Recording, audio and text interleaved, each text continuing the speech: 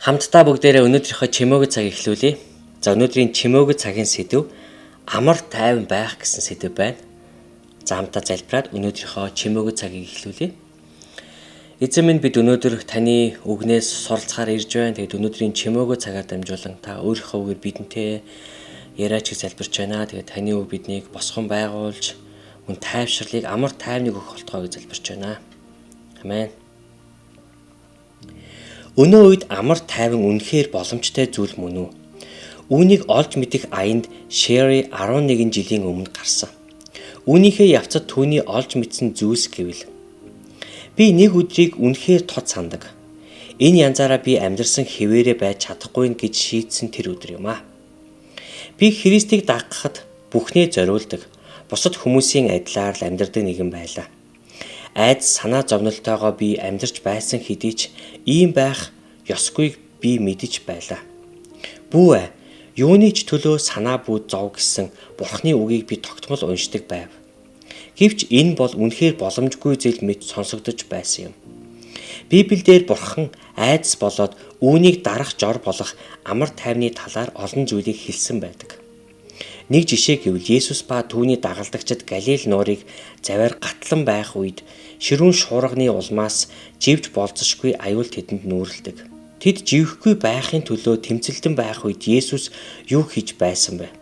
Мэдээж тэр унтаж байсан. Шуурга шуурж байх яг тэр мөчөд. Дагалдагчид нь түүнээс "Багшаа, бидний сүрхэн танд хамаагүй гэж юу?" гэж асуухад Есүс сэрээд салхийг зандарахад салхи зогсож бүр нам гүн болов. Тэгээд тэр тэдэнд "Юунд айцхан вэ? Та нарт яагаад итгэл алга байдаг билээ?" гэж асуудаг. Энэ нь үндсэндээ миний Бурхантай ярьж байсан харилцан яриаг дүгнэх шиг л болсон юм. "Юунд айн вэ?" хэмээн тэр надаас асууж байгааг би мэдэрч байсан бөгөөд "Илт биш байна гэж юу? Нөхцөл байдлуудыг минь харалдаа хэн айхгүй байх юм бэ?" гэж би хариулж байлаа. Амар тайвныг хайх хэрэлд хэд хэдэн зүйл миний хувьд тодоос тод болж ирсэн юм аа. Эхнийх нь миний нөхцөл байдлууд амар тайвны үе шатыг минь тодорхойлж байсан. Хэрвээ амьдралын нөхцөл байдлууд бүгд сайхан байх юм бол би амар тайван байдаг байлаа. Хэрвээ шуурга намайг тойрон эргэлдэж байх юм бол би стресст автаж, санаа зовж, үргэлж ядарсан, сэтгэл хөдлөлүүдээсээ болоод эцэж цуцсан байдалтай байдаг байлаа. Би шуурган дах дагалдагчдын л адил байдалтай байлаа. Би шуурганаас айсан. Бурханд энэ нь хамаагүй юм байна гэж бодсон учраас шархалсан, мөн төөрөлдсөн байдалтай байв. Гэвч Есүс намайг дараагийн очих газарт нь хүргэсэн юм. Хоёрдугаарт шуурганаас үл хамааран амар тайван бол боломжтой зүйл гэдгийг Есүс надад заахыг хичээж байв. Энэ тулаан танд сонсогдож байна уу? Энэ нь тийм амар биш тийм үү? Шуурганд хэрхэн амар тайвныг мэдрэхийг Есүс надаас хүсэж буйг би ойлгохыг хичээж байсан.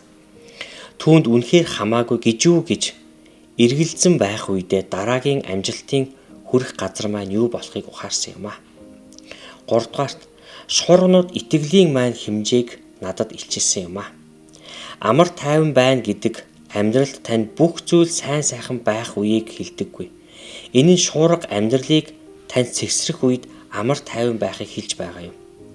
Бурханд найдах болон шуурганд байхдаа ч хүртэл амар тайван байх талаар би хараахан суралцаагүй байв. Та ийм байдалд орж байсан уу? Надад өсөх орон зай хангалттай байсан нь тодорхой байлаа. Гэвч амар тайванд хүрэх харгуй нь шуургаар хизээч чичирхийлэгддэггүй нэгэнд найдан бодол санаагаа түүнд төвлөрүүлэхээс олддог болоход би суралцаж байсан юм. Үүнийг би нэг л шөнийн дотор сурчхаагүй. Харин илүү их амар тайван ба амралт нь ядарсан, сулдсан сүнсийг минь баг багаар сэргээх болсон юм аа. За үргэлжлүүлээ Филиппой 4-ийн 6-аас 7 дугаар эшлэл. Юундас санаа бүү зов. Харин аливаа зүйлд залбирлаараа болон гуйлтаараа талархалтайгаар хүсэлдээ Бурханд мэдүүл. Бүх оюун ухааныг давах Бурхны амар тайван нь та нарын сэтгэл санааг Христ Есүс дотор хамгаалнаа гэсэн байна. Йошуа 1-ийн 9-р эшлэл. Би чамд тушаасан босуу, тууштай бөгөөд зоригтой бай. Бүү цочирд, бүү шантар.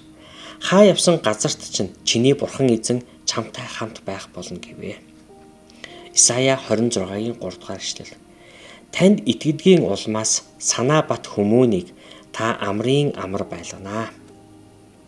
За өнөөдрийн чимээгүй цагийн үг та бүхэнтэй ярих болтугай. Тэгээд та бүхний бурхан ивэх болтугай.